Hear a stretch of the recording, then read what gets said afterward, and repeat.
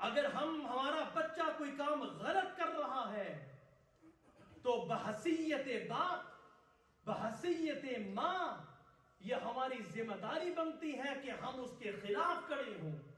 وَتَعَاوَنُوا عَلَى الْبِرِّ وَالتَّقْوَى وَلَا تَعَاوَنُوا عَلَى الْإِثْمِ وَالْعُدْوَانِ، نیکی اور تقوی کے کام کے اندر تعاون کرو اور تعدی اور ظلم کے خلاف تعاون مت کرو۔ لیکن افسوس کے ساتھ یہ بات کہہ رہا ہوں، لیکن آج جو معاشرہ جس ڈگر پہ اور جس سفر پر گامزن ہے، ہمیں یہ معلوم ہوتا ہے کہ بچوں کے جو حق کے رستے ہوتے ہیں، جو نیکی کے رستے ہوتے ہیں، ان پر والدین چلنے کے لیے تیار نہیں ہیں۔ کیوں؟ شیطان نے بزدل بنا دیا، معاشرے نے بزدل بنا دیا، اس سوچ نے بزدل بنا دیا۔ اگر ہم بچوں کے ساتھ حق کے رستے پہ چلیں گے، کل کچھ ہو سکتا ہے، لیکن بچہ جب گناہ کر رہا ہے، جو اللہ کی نافرمانی کا رستہ ہے، جہنم کا جو رستہ ہے اور جہنم کی آگ کا جو رستہ ہے، اس پر انہیں شیطان قوت دیتا ہے، ان کے دلوں کو مضبوط کرتا ہے۔ کرنے دو، دیکھی جائے گی، کل دیکھی جائے گی، کوئی مسئلہ نہیں ہے۔ لیکن یاد رکھو، اگر آپ اس دنیا کے اندر اپنے بچوں کے گناہ کے اندر شامل ہوں گے، گو کہ آپ بول نہیں رہے، آپ کچھ کہہ نہیں رہے، آپ وہ گناہ نہیں کر رہے، آپ کی رضامندی، آپ کا خاموش رہنا، آپ کا اس گناہ کو دیکھ کر خاموش رہنا، یہ اس چیز کی غمازی کر رہا ہے۔ وَلَا تَعَاوَنُوا عَلَى الْإِثْمِ وَالْعُدْوَانِ، آپ کو پتہ ہے کہ آپ کا بچہ گناہ کر رہا ہے، آپ کو پتہ ہے کہ آپ کی بچی گناہ کے اندر مبتلا ہے، اس کے باوجود آپ اپنی زبان کو بند کر کے بیٹھے ہوئے ہیں، اور طاقت ہونے کے باوجود، قوت ہونے کے باوجود، استطاعت ہونے کے باوجود آپ کی زبان سے کوئی لفظ نہیں نکل رہا، تو جس طرح وہ بچہ، جس طرح وہ بچی اللہ کے کٹہرے میں نقصان اور عذاب کے مستحق ہوگی، وہاں اسی کٹہرے کے اندر اس باپ کو بھی کھڑا کیا جائے گا۔ مفتی عثمانی کے بیانات اور شرعی سوالات و جوابات کو لائک، شیئر اور سبسکرائب کرنا نہ بھولیے۔ ان الحمد للہ والصلاة والسلام على رسول اللہ، اما بعد فاعوذ باللہ من الشیطان الرجیم، بسم اللہ الرحمن الرحیم۔ فانطلقا حتى إذا لقيا غلاما فقتله قال قتلت نفسا زكية بغير نفس لقد جئت شيئا نكرا، صدق الله مولانا العظيم۔ اللهم صل على محمد وعلى آل محمد كما صليت على إبراهيم وعلى آل إبراهيم إنك حميد مجيد۔ اللهم بارك على محمد وعلى آل محمد كما باركت على إبراهيم وعلى آل إبراهيم إنك حميد مجيد۔ حضرات محترم، قرآن مجید کے اندر سورہ کہف میں اللہ رب العزت نے حضرت موسیٰ علیہ السلام، حضرت خضر علیہ السلام کا واقعہ بیان فرمایا۔ واقعہ بالتفصیل ہے، اس کا ایک پہلو بیان کرنا مقصود ہے کہ جب حضرت موسیٰ علیہ السلام اور جناب خضر علیہ السلام کا سفر شروع ہوا تو یہ دونوں کشتی میں سوار ہوئے۔ جب کشتی میں سوار ہوئے تو دریا پار کر کے ایک گاؤں میں پہنچتے ہیں، تو گاؤں کے باہر کچھ بچے کھیل رہے تھے، اور ان میں ایک خوبصورت بچہ بھی تھا جس میں حسن تھا، اور تھا وہ نابالغ، لیکن خوبصورتی تھی اس میں۔ تو جناب خضر علیہ السلام نے اسے قتل کر دیا۔ جب اسے قتل کیا تو موسیٰ علیہ السلام چونکہ اللہ کے نبی تھے، تو انہوں نے استفہامیہ میں اور سوالیہ انداز میں سوال کیا کیا قتلت نفسا زکیۃ بغیر نفس، آپ نے ایک ایسے بچے کو قتل کر دیا جس نے کسی کا قتل ہی نہیں کیا. حالانکہ قتل اسے کیا جاتا ہے قصاص میں جس نے کسی دوسرے کو قتل کیا ہو، اور آپ نے اس کو قتل کر دیا. یاد رکھیے، قبل اس سے کہ میں اپنی بات کو آگے بڑھاؤں، ہر بچہ دین فطرت پر پیدا ہوتا ہے. رسول اللہ صلی اللہ علیہ وسلم نے فرمایا کہ کوئی بھی بچہ جو پیدا ہوتا ہے وہ دین فطرت پر پیدا ہوتا ہے، وہ مسلمان ہے. یہ اس کے والدین ہیں جو اسے یہودی بناتے ہیں، جو اسے عیسائی بناتے ہیں، جو اسے مجوسی بناتے ہیں. اسی وجہ سے اکثر علماء کی رائے یہ ہے کہ اگر نابالغی کی حالت میں کافر کا کوئی بچہ اگر مر جائے تو وہ جنت میں جائے گا، اور جنتیوں کی اللہ رب العزت اسے حسن عطا فرمائیں گے. ان بچوں کو یہ لڑکے جنتیوں کی خدمت کریں گے. جو کافروں کے نابالغ بچے ہوں گے یہ جنت میں جائیں گے اور جنت میں جا کر یہ جنتیوں کی خدمت کریں گے. اگر وہ نابالغی کی حالت میں اگر وہ فوت ہو گئے تو کوئی بھی بچہ اگر وہ پیدا ہوتا ہے تو وہ دین فطرت پر پیدا ہوتا ہے. تو جناب خضر نے اس بچے کو قتل کر دیا. اب قتل کس طرح کیا؟ بعض مفسرین کہتے ہیں کہ اسے زمین پہ لٹایا اور اسے چھری سے ذبح کر دیا. بعض مفسرین کہتے ہیں کہ جناب خضر نے اس کے سار و جسم کو پکڑا اور پکڑ کے اسے سر کو کھینچ دیا. بعض مفسرین کہتے ہیں کہ اس کے سر پہ پتھر مارا اور اس کے سر کے ٹکڑے ٹکڑے کر دیے. ایک شخص نے خط لکھا جناب عبداللہ بن عباس رضی اللہ تعالیٰ عنہما کو اور سوال یہ کیا کہ رسول اللہ صلی اللہ علیہ وسلم نے بچے کو قتل کرنے سے منع کیا ہے، لیکن جناب خضر نے بچے کو قتل کیا. تو عبداللہ بن عباس رضی اللہ تعالیٰ عنہما نے جواب دیا کہ اے شخص، اگر تجھے کسی بچے کے مستقبل کا علم ہو جائے اور اللہ رب العزت تمہیں وہ بتا دے جو جناب خضر کو بتایا تھا، تو پھر تمہارے لیے بھی جائز ہو جائے گا کہ تم بچے کو قتل کر دو. چونکہ جو قتل کیا گیا تھا اس کا علم اللہ رب العزت کی طرف سے جناب خضر علیہ السلام کو دیا گیا تھا، اس بنا پہ انہوں نے وہ قتل کیا تھا. اللہ اکبر. تو جب اسے قتل کر دیا اس میں فانطلقا حتی اذا لقیا غلاما فقتلہ، جب وہ دونوں چلے یہاں تک ایک بچے کو پایا. فقتلہ، یہ جو لفظ فا ہے یہ بتا رہا ہے کہ فوراً قتل کر دیا. اتنی جلدی بچے کو قتل کیا کہ گرد و نواح کے اندر کسی کو پتہ ہی نہیں چلا. بچہ چیخ بھی نہیں مار سکا، بچہ شور بھی نہیں کر سکا. اور پتہ کس کو چلا؟ جناب موسیٰ علیہ السلام کو، اس لیے کہ وہ اس سفر کے راہی تھے جناب خضر کے. ان کو پتہ چلا اور بتانا بھی ان کو مقصود تھا، ان کو بتانا مقصود تھا. ان کو پتہ چلا، جس وجہ سے انہوں نے کہا کہ قتلت نفسا زکیۃ بغیر نفس، آپ نے بغیر کسی وجہ سے اس بچے کو قتل کر دیا. اللہ اکبر. اس بچے کو قتل کرنے کی وجہ سورہ کہف کی اگلی آیات میں اللہ رب العزت بیان کرتے ہیں وَأَمَّا الْغُلَامُ فَكَانَ أَبَوَاهُ مُؤْمِنَيْنِ فَخَشِينَا أَن يُرْهِقَهُمَا طُغْيَانًا وَكُفْرًا. اللہ فرماتے ہیں کہ اس بچے کے ماں باپ مومن تھے، اس بچے کے ماں باپ نیک تھے.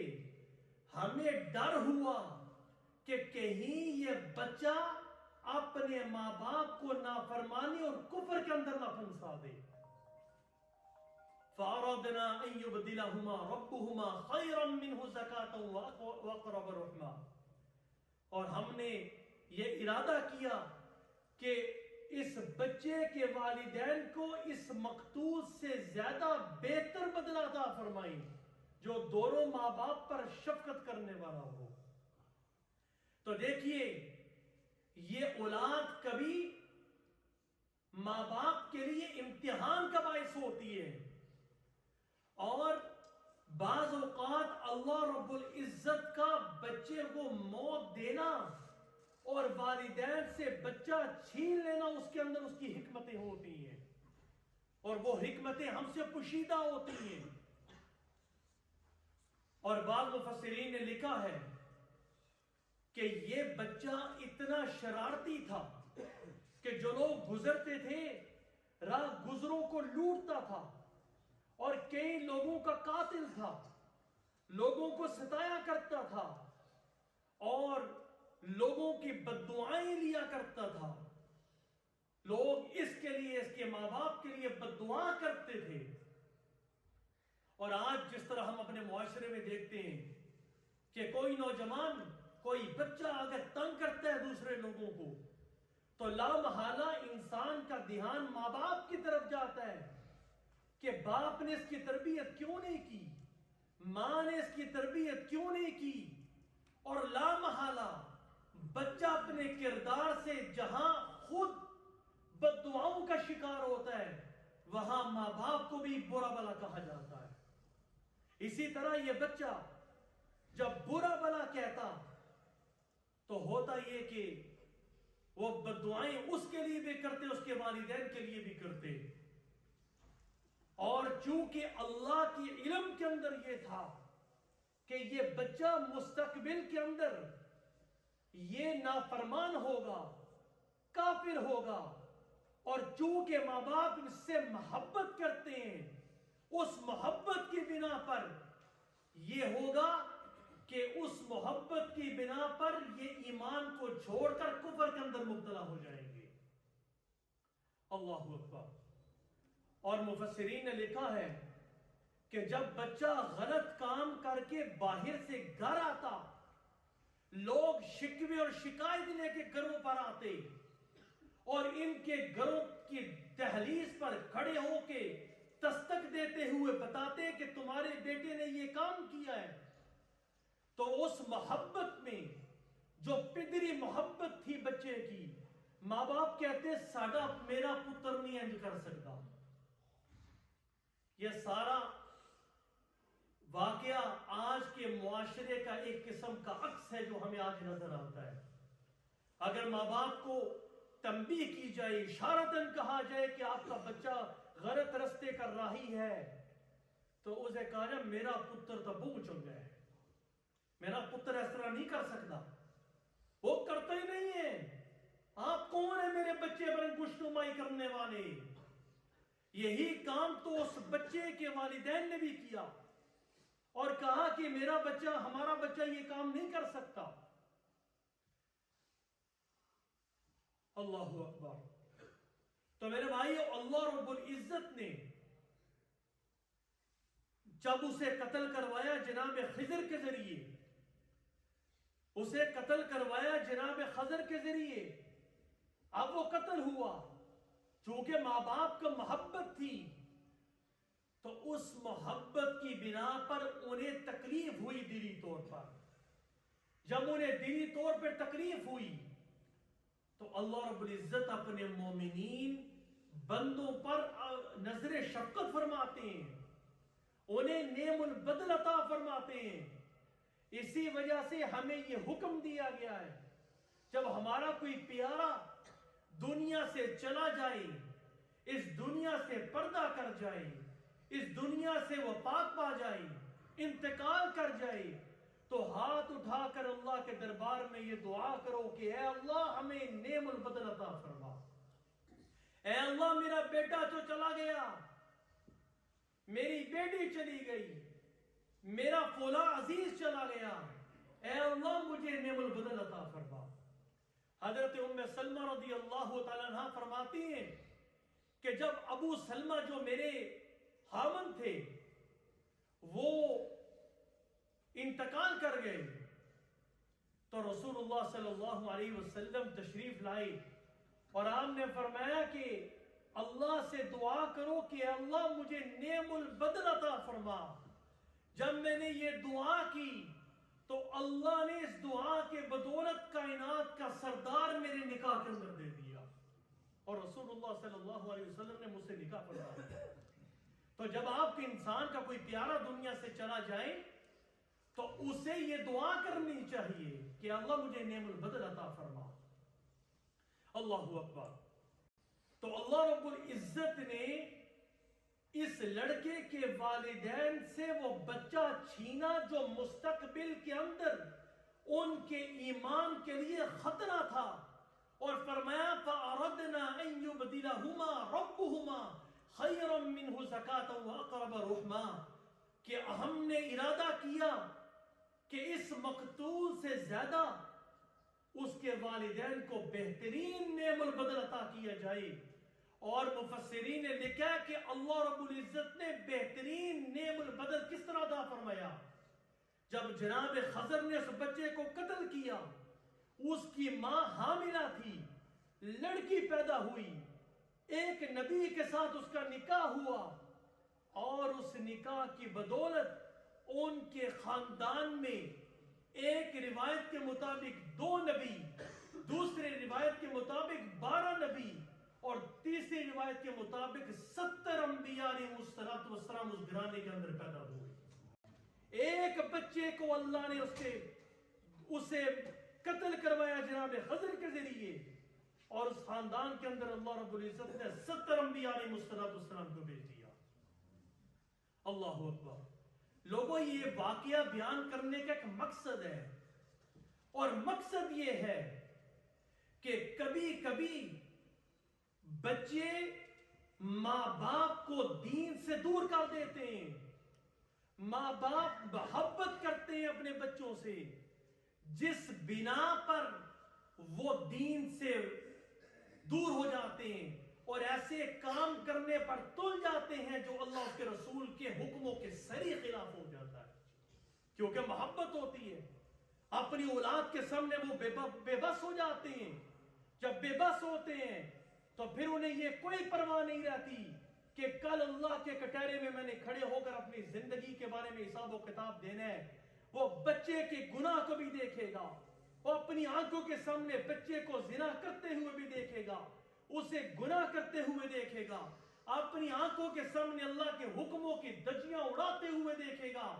لیکن یہ باپ اور ماں بزدل بنیں گے اس محبت میں جو ان کے دل کے اندر رچ بس گئی ہے, لیکن یہ کبھی نہیں سوچیں گے کہ آج میرا بچہ وہ سے گناہ پر میں راضی ہوں, میں دیکھ رہا ہوں اسے, کل قیامت کے دن میں اپنے رب کے سامنے کس طرح کھڑا ہو کے میں اپنے سوالوں کا جواب دوں گا. حالانکہ قرآن کا حکم تو یہ ہے یا ایھا الذین آمنوا کونوا قوامین بالقسط شہداء للہ ولو علی انفسکم او الوالدین والاقربین. اللہ فرماتے ایمان والو انصاف پر مضبوطی کے ساتھ قائم ہو جاؤ اور اللہ کے لیے گواہی دینے والے بن جاؤ, اگرچہ وہ گواہی تمہارے خلاف ہو, اگرچہ وہ گواہی جو تم دے رہے ہو وہ تمہارے والدین کے خلاف ہو, وہ گواہی جو تم دے رہے ہو وہ اگرچہ تمہارے رشتہ داروں کے خلاف ہو, لیکن اس گواہی پر اللہ کے لیے سچی گواہی پر کھڑے ہو جاؤ, اگرچہ اس گواہی کے بدلے کے اندر تمہارا اور تمہارے والدین اور تمہارے عزیز و قارب اور رشتہ داروں کا نقصان کیوں نہ ہوتا ہو, لیکن اللہ کے لیے سچی گواہی دو. یہ ہمارے لیے میسج ہے لوگوں. اگر ہمارا بچہ کوئی کام غلط کر رہا ہے تو بحیثیت باپ, بحیثیت ماں, یہ ہماری ذمہ داری بنتی ہے کہ ہم اس کے خلاف کھڑے ہوں. وَتَعَاوَنُوا عَلَى الْبِرِّ وَالتَّقْوَى وَلَا تَعَاوَنُوا عَلَى الْإِثْمِ وَالْعُدْوَانِ. نیکی اور تقوی کے کام کے اندر تعاون کرو اور تعدی اور ظلم کے خلاف تعاون مت کرو. لیکن افسوس کے ساتھ یہ بات کہہ رہا ہوں, لیکن آج جو معاشرہ جس ڈگر پہ اور जिस सफर पर गामजन है, हमें ये मालूम होता है कि बच्चों के जो हक के रास्ते होते हैं, जो नेकी के रास्ते होते हैं, उन पर वालिदैन चलने के लिए तैयार नहीं है। क्यों? शैतान ने बुज़दिल बना दिया, मुआशरे ने बुज़दिल बना दिया, इस सोच ने बुज़दिल बना दिया। अगर हम बच्चों के साथ हक के रास्ते पे चलेंगे, कल कुछ हो सकता है, लेकिन बच्चा जब गुनाह कर रहा है, जो अल्लाह की नाफरमानी का रास्ता है, जहन्नम के रास्ते, जहन्नम का जो रास्ता है और जहन्नम की आग का जो रास्ता है, उस पर उन्हें शैतान कुव्वत देता है, उनके दिलों को मजबूत करता है। करने दो, देखी जाएगी, कल देखी जाएगी, कोई मसला नहीं है। लेकिन याद रखो, अगर आप इस दुनिया के अंदर अपने बच्चों के गुनाह के अंदर शामिल होंगे, गो कि आप बोल नहीं रहे, आप कुछ कह नहीं रहे, आप वो गुनाह नहीं कर रहे, आपकी रजामंदी, आपका खामोश रहना, आपका उस गुनाह को देखकर खामोश रहना, ये इस चीज की गमाजी कर रहा है। वला ताअवनु अलल इस्मि वल उद्वान। आपको पता है कि आपका बच्चा गुनाह कर रहा है, आपको पता है कि आपकी बच्ची गुनाह के अंदर मुब्तला है, उसके बावजूद आप अपनी जुबान को बंद करके बैठे हुए हैं, और ताकत होने के बावजूद, कुव्वत होने के बावजूद, इस्तात होने के बावजूद आपकी जुबान से कोई लफ्ज नहीं निकल रहा। तो जिस तरह वो बच्चा, जिस तरह वो बच्ची अल्लाह के कटहरे में नुकसान और अजाब के मुस्तहिक होगी, वहां उसी कटहरे के अंदर इस बाप को भी खड़ा किया जाएगा और कहा जाएगा, अला कुल्लुकुम राइन व कुल्लुकुम मसऊलुन अन रइयतिही। हर आदमी जिम्मेदार था अपनी रइयत के बारे में। तू बाप था, तेरी जिम्मेदारी थी अपने बच्चे की तरबियत को परवान चढ़ाना। वो गुनाह कर रहा था और तू उस गुनाह पर अब खामोश रहा। जिस तरह आज इसे अजाब दिया जाएगा, तू भी उसी अजाब का हिस्सा होगा। और आखिरी एक बात मुख्तसर बता दूं, बनी इसराइल के अंदर एक बहुत नेक शख्स था, अल्लाह वाला था, आबिद था। जब उस बस्ती पर अजाब आया तो फरिश्तों ने पूछा, मौला इस बस्ती को तबाह करने तो जा रहे हैं, इसके अंदर एक आलिम, आबिद, जाहिद, नेक शख्स पाया जाता है, क्या करें? कहा कि जब बस्ती को तबाह करोगे, इस आबिद और जाहिद और इबादत गुजार को नीचे रखो सबसे। मौला क्यों? इस वजह से ये मुआशरे के अंदर जो गुनाह हो रहे थे, मुआशरे के अंदर जो अल्लाह की नाफरमानियां हो रही थी, देखने के बावजूद उस पर बोला नहीं है, देखने के बावजूद खामोश रहा। और उसकी खामोशी का मतलब ये है, वो उस गुनाह पर राजी है, लिहाजा इसको उस बस्ती के अंदर सबसे नीचे रखो और इस अजाब के अंदर उसे भी शरीक करो। ये आज हमारी जिम्मेदारी बनती है लोगों। हम ये भाग नहीं सकते। जनाब नूह अलैहिस्सलाम को देखिए, आज हम कहते हैं ना हमारा बच्चा जवान हो गया, मेरी जिम्मेदारी खत्म होगी तरबियत की। नहीं, जिम्मेदारी खत्म हुई तरबियत की। अगर तरबियत की जिम्मेदारी खत्म होती तो आखिरी वक्त तक जनाब नूह अलैहिस्सलाम कश्ती में बैठकर अपने बच्चे को ये ना कह रहे होते, बच्चा मेरी कश्ती में आ जा, मुझ पर ईमान ले आ, तौहीद पर ईमान ले आ, अल्लाह पर ईमान ले आ। सावी इला जबल यासिमुनी मिनल मा क़ाल ला आसिम अल यौम मिन अम्रिल्लाहि इल्ला मन रहिम। जब जनाब नूह अलैहिस्सलाम ने बच्चे को कहा कि बच्चा आ जा, इधर बैठ जा, कहने लगा कि मैं पहाड़ पे चढ़ जाऊंगा, ये पहाड़ मुझे बचाएगा। जनाब नूह अलैहिस्सलाम ने ये कहा कि आज अल्लाह जिस पर रहम करेगा वही बचेगा।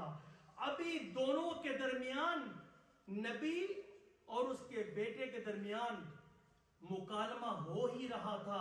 वहाल बैनहुमल मौजु फकान मिनल मुग़रक़ीन। एक सैलाब की, पानी की मौज आई और नबी के सामने बच्चा गर्क हो गया, तबाह बर्बाद हो गया। तो ये हमारे लिए मैसेज है कि जो बाप होता है, हजरत नूह अलैहिस्सलाम भी बाप थे, आखिर वक्त तक कोशिश करते रहे किसी तरीके से मेरा बच्चा नारे जहन्नम से बच जाए। लोगों, अपने बच्चों को नारे जहन्नम से बचाइए, اپنے بچوں کو آخر تک کوشش کیجئے کہ یہ نار جہنم سے بچ جائیں اور یہ ان کے ایمان بچ جائیں. آج جو فتنوں کا دور ہے, آج ایسے فتنے جنم لے رہی ہیں کہ الامان الحفیظ. اللہ رب العزت سے دعا ہے کہ اللہ رب العزت ہم سب کے بچوں کی حفاظت فرمائے, ہمارے ایمانوں کی حفاظت فرمائے. وآخر دعوانا الحمدللہ رب العالمین.